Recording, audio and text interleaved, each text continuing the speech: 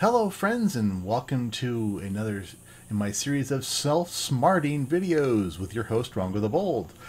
I had a lot of good feedback on my recipe editor from Bloodslinger, so I decided to do a video about prefab editing, and I'm going to be using HAL 9000's Prefab Editor. HAL is actually now working with the Fun Pimps to develop some XML editing tools that will be coming out, some actual official tools.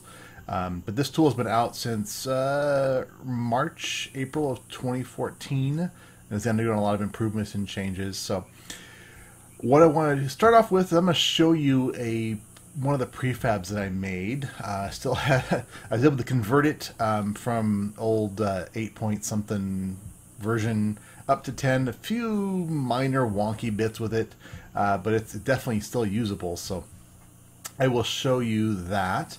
And then we're going to build a little prefab, kind of show you a couple ways of doing prefab editing, and hopefully answer your questions. I'm not sure at this point if this is going to be a one video or two videos, so I'll kind of play it by ear. If the video ends up being longer than I thought, then I will split it up into multiple segments, and we'll do a couple tutorials on it. But my goal for the first one is to show you a prefab that exists that I built. Then I'm going to show you how to find, install, and start using the prefab editor, and then we will hopefully be able to build a small prefab, at least one version. So let's go ahead and get started. So we are in a Navisgain map. It's just easier to work in Navisgain because you have got you can know exactly where you're going to build. You can kind of plan out your terrain and everything without having to do a lot of work. But it is possible to do your prefabs in random gen as well. So I'm going to head down this line here. You'll see that we have some structures up here on the right. Now this is a prefab I built long ago just to kind of give more flavor to the game. And it is basically a campground. These are kind of dotted all over the United States, little national park campground areas. So you come along, oh look, there's a little campground area, a little sign, navigating. Ah, that's fairly over. Lovely. So these all kind of follow a similar pattern to what is really in existence, and these are found in Arizona as well. So I'm going to kind of go on the outside. Basically, you got a bunch of campground spots along the edge. So you'd put your tent here. Here's a place where you'd park your car. Some backpacks and stuff just kind of settled around, trash cans and wood and stuff that you'd need, fire pits, etc. So I'm not going to do any looting because obviously it's all that part is all randomly generated. So we'll come back to more details as we go along, but I just want to kind of show you what you can do with the game. So again, we got another spot up here, and that is a hubcap line 9. I would never booby trap my stuff, but you can see. See how this cliffside is basically sliced off? This is where you can see where the prefab was inserted into the world. It's not in the original position it was created.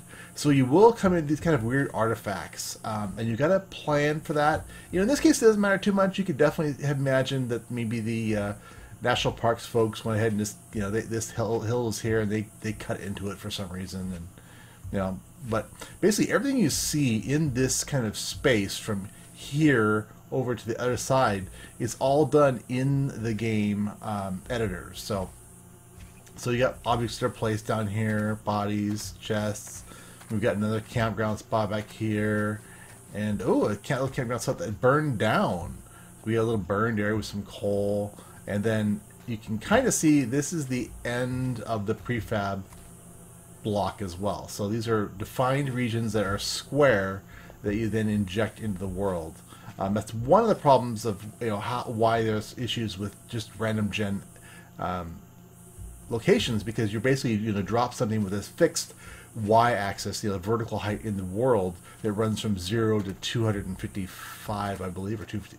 So you have 256 layers of the world from bedrock to air, and if you drop something like this that has a fixed Y position into the random gen world in a bad location, then obviously you're going to have some problems. So this little hill here, a little campground spot up on the hill, the small little tent, some miscellaneous stuff. Basically, you come across this and you could live in this spot with all kinds of great goodies in it. So Some rock up here. Another little tent. Sleeping bag and some miscellaneous supplies. Now everyone's got a cooler at the campground spot. Another little campground location over here. And let's go ahead and run over here. Another, okay, this is kind of a big area here. We got a small little camping area, and then this lovely tent. I really wish that they would add a block that looked like a campground table. That would be cool. Modders, get on that. So in the middle we've got a little volleyball spot. You can hear the sand in here. Little spot where the volleyball would be. There are some lights around. There's one up there that is working and on. You can do those in the game. You can see there's some working lights here, but of course some lights are out. There's a working light. There's another street light up there, and I believe there's a street light. Yeah, a street light on that side as well. So, and then in the center you've got this big building. You guys are wondering what the heck is this building? Well, this building, and here's you'll see a problem of the conversion from 8 up to 10, and I haven't really gone to try to fix this yet, but basically doors are funky. Just the conversion of the door objects didn't quite work right, so I'll have to go back in and replace these with better doors. But anyway, in there is a shower area. There's 2 shower areas on the men's and women's side, another shower area, and then toilet spots along the way. So, and then some sinks in there. So there's a men's and a women's side, and they're basically mirrored. Same kind of stuff on both sides. Some lights up there that are working, and some garbage piled up on top. Yeah, same kind of thing. So, kind of a cool thing. And then here we've got another little space, and you actually have to destroy this guy to get in there, which I thought was kind of fun. So let's go ahead and we are in creative mode here. So let's go ahead and bring in ourselves an axe and whack this guy a couple times. Alright, he's out of the way. So, we've got a ladder leading up here. So up here's a big attic area of the building. Oh, we got some stuff here. We got some damage on this thing there. Some trash, some boxes. Like the campground folks had some stuff stored away in here, looks like. Yeah, excellent.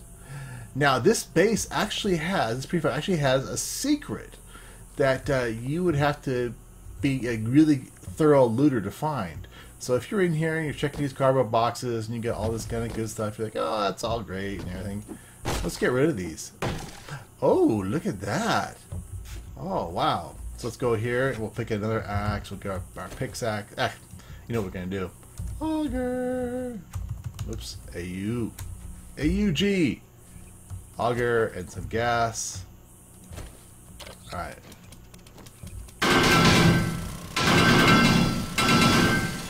Alright. So you'll notice, and you'll have to, this is one of the things where you have to plan for it, but you can go down here. Ah, and here's like somebody came in here and made themselves a little base. There's a munitions box, which takes a long time to loot. Wonder what we get. I think this world is set like, on just kind of default settings. And obviously looking at the time of this video, this will be a multi-parter, but sniper barrel.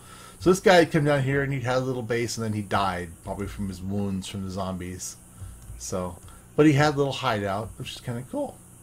So, this is just a really interesting example of what you can do with the game. And you see the problem here is that you couldn't get out unless you brought some supplies. So you would have been trapped.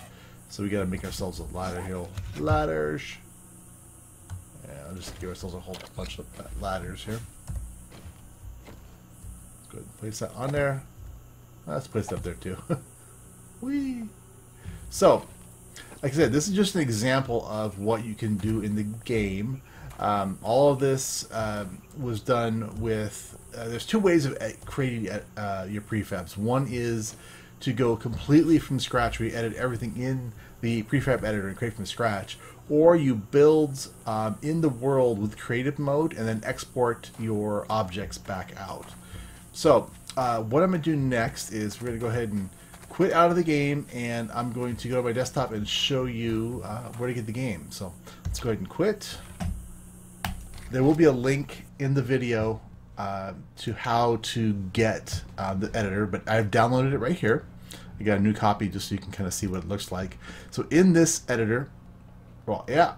So when you download it, you get this lovely stuff, and you would just extract this as an folder and dump it wherever you want to dump it. I have mine stuck in my game shortcuts folder, so I've got this. I got some old stuff as well, some legacy from older versions. But I went ahead and re-extracted the game, and then what you will do, I also have XML editor that he's done. There's a prefab converter that helps you convert old prefabs to new prefabs. Basically, you just point to a directory, tell it to convert, and it converts. And then that's it. So I'm gonna go ahead and delete this file, so we don't need that one any longer. And let's go ahead and run the prefab editor, 7 Days to Die editor. So when you start it up, it's got a great name, Malaise the Mongoose. So this is version 0.38, which has been static for a little while. And you've got some quick options. I'm not going to worry about all the stuffs, but basically when you install the game, you're going to want to do a manual update. And what that's going to do is going to copy these assembly C# files over the C# files that are in your, I think it's in your 7 Days to Die data file and in your plugins. Nope. Into your managed directory. So it's going to overwrite these, and that's going to cause a problem with EAC. So you are going to need to run, so it'll create this 7 Days to Die exe file, and you'll need to do that. But the problem is the minute you try to connect to a server that has EAC on it, you're going to have a fail. So what you're going to want to do before you do the install is you're going to want to go into your 7 Days to Die folder, your data folder, go into your managed, go to your assembly C# files, and create a copy of these. And then you'll want to restore them afterwards. Now, if you have forgotten to do that, like I have forgotten to do it a few times, what you need to do is you need to go into Steam, go into your games, go to your favorites, properties on your 7 Days to Die, go to your updates, your local files, and you're going to do a verify integrity of game cache. And what that's going to do is going to compare your local copies of the files against the repository and download and overwrite all the files that have been modified with correct versions. This is going to replace your recipes.xml file as well in case you have edited that. So be aware that if you do that verify integrity, you will lose your modified recipes file if you've done that, and you'll replace your assembly C# file with the original one. Now, you can always update that again, or you can go in and just copy the files manually out of the install file for this program. So what have I done? I've lost my things. All right, let's go back to here. So how does it all work? So the first thing you're going to want to do is create a world where you'll do your editing. So what we're going to do, I'm going to go ahead and start up a new game session really quick, and I'll cut to that. Okay, so we're in here. We're just going to create a new creative mode game, navs game, and we're going to call it prefabs. Let's call it that. I don't care the options. It don't really matter. You probably want to do something like give yourself a long time, because you're just going to be building a prefab in the game. It doesn't really matter how long it takes. So we'll just hit start, let the game build itself up, and basically what you do is this is going to create the directory on your computer where the game exists, so that the prefab editor can kind of hook into it and then allow you to modify files and things. So what we're going to do when we first start the game here, let's let it build the environment, enter in. Oh, we're in the snow country. Let's not be in the snow country. So quickly fly mode. Now we know where we are. Up there, up that way is the lumberjack camp, and down this way is the place with things. So I'm just gonna go south here. Deersville's over that way, and Corn Place and all the kind of good stuff, the lake. But there are some good spots. Generally, I like to find a nice, fairly flat, fairly level location to do my prefab constructions, just because you want to minimize its impact on the world, and so you want to just have it, a flattish area. So what I look for, it depends on how large of an object you can end up building, but I think that just down here there are some good locations. So let me go ahead, I'll go ahead and cut to where I find a spot. Okay, I found the next location here. We got a lot of good flat ground to work in, and we've got our basic area set up. We can live. So what we're going to do, just to kind of show you guys the basic, is we are going to build just a very small little house with creative mode. We're just going to go in here and just grab some. Let's just grab some reinforced concrete, and I'll grab a couple stacks of that. Alright, that should be good enough. So we're just going to make a very simple structure here. Nothing fancy. Again, this is just to show you how to do it. It's not to show you that I can build a complicated structure rapidly or anything like that. So this is just to show you what can be done, and we'll go up from there. So again, I'm building with kind of option 2, which is to build the prefab in the game itself using creative rather than to build it all from scratch. The benefit of that is I'm a visual thinker. I like to be able to actually see what I'm building, and looking at layer by layer, kind of slice by slice with nothing but colored blocks, which you will see here soon, can make it a little bit of a challenge to see things. Now, I probably should have tested or a little beforehand actually how the new doors worked, so I was going to be more comfortable with that. But you guys know me, I like to wing it. So, alright, let's go ahead and just build a little, whoops. I love the fact in creative mode you can click like over there and place a block. That's a nice little feature there. And I am using H to fly around here while I'm doing this, just because I'm a lazy doofus. And yeah, I missed that, but again, don't really care. Alright, just about done here. I really kind of went overboard, but I want to kind of show you a few things. And then we'll put a few other extra blocks in here, just so we can see what different blocks look like in the editor.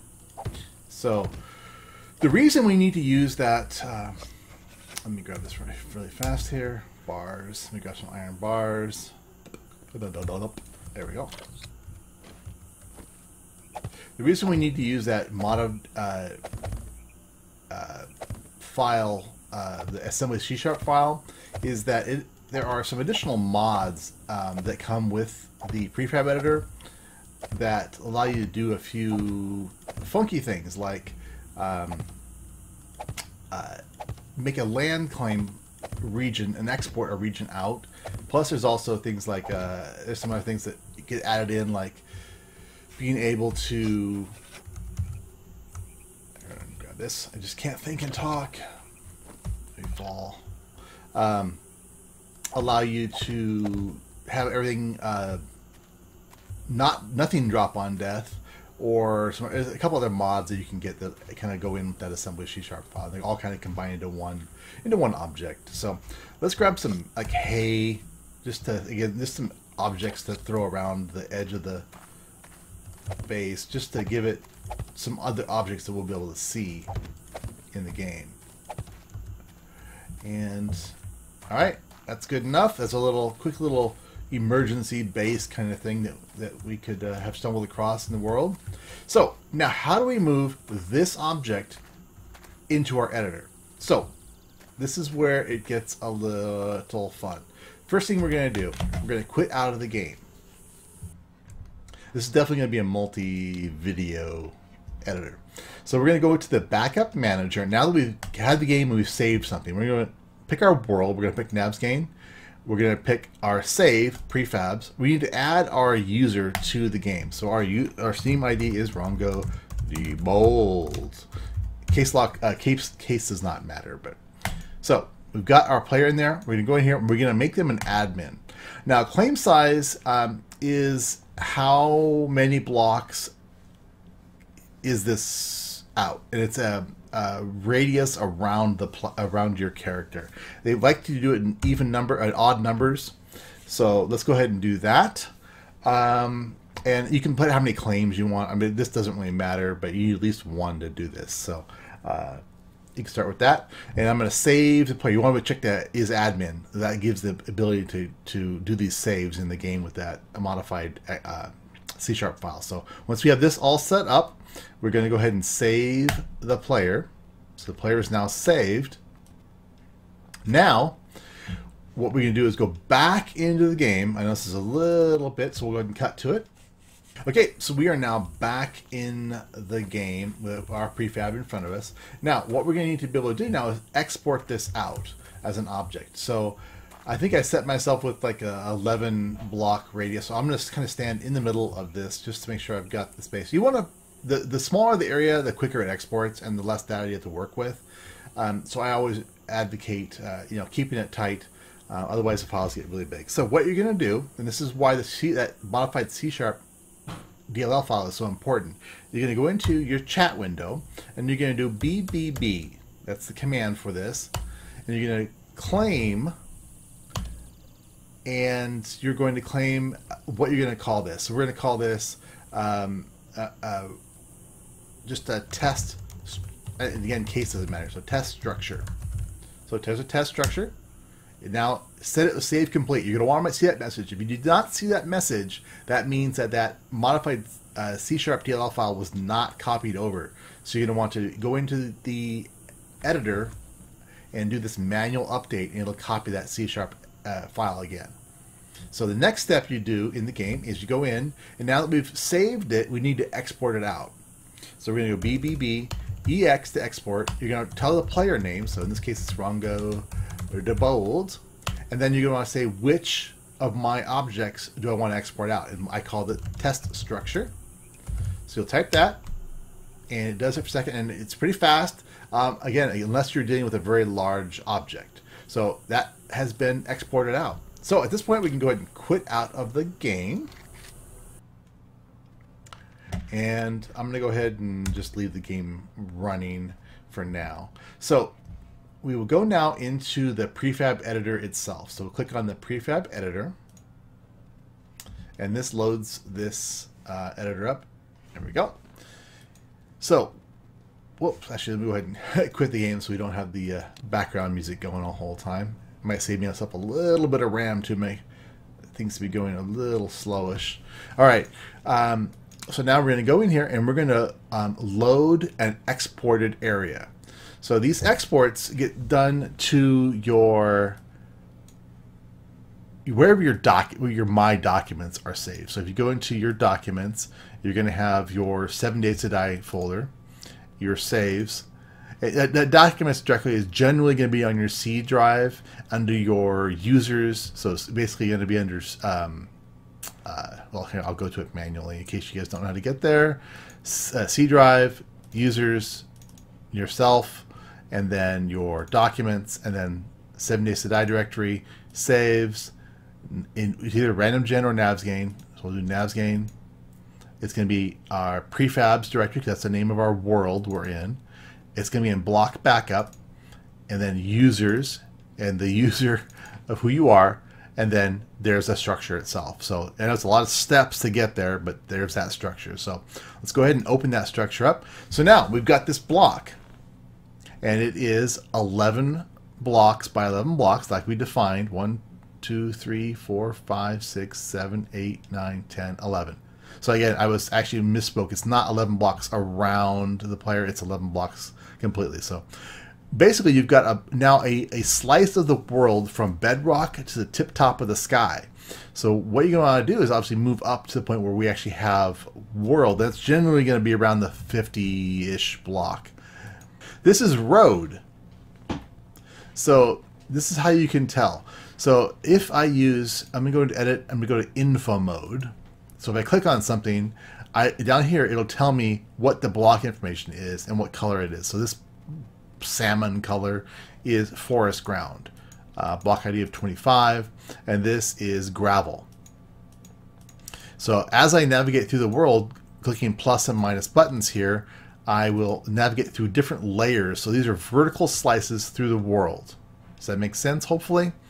All right, so what I'm going to do, I know I'm going to come back and explain more of this in a second, but I want to move up to the point where I see the bottom of my building, because I don't want the ground or anything else. I want just the building itself. So at layer 61, I see this U shape begin to form. So that if I click on it, I get concrete reinforced. So that is my block. That is the first layer. If I click this, there's my cotton and there's some hay bales.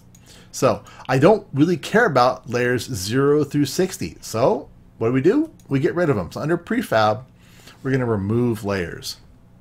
I'm going to specify remove layers 0 through 60. You don't want to remove the layer that you have data on. We'll click OK.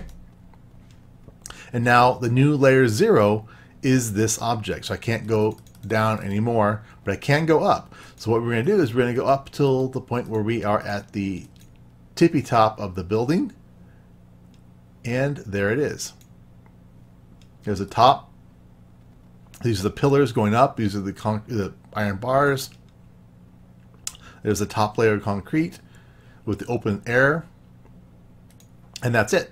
Everything 8 and above is also not needed. So we'll click the top. This up arrow takes us to the top level of the world. It's 194. So basically, we want everything from 8 to 194 to go away. So we're going to go up here to editor again. Oops, sorry, prefab, remove layers 8 through 194. Click OK. Now we've got just the pieces of the world that we actually care about. Just that little prefab. I'm hoping that's making sense to everybody. So now we also have space. We also have stuff kind of around the prefab that we really don't care about either. So all we care about, and let's go ahead and go down here, is we care about, let's leave like one space around the prefab.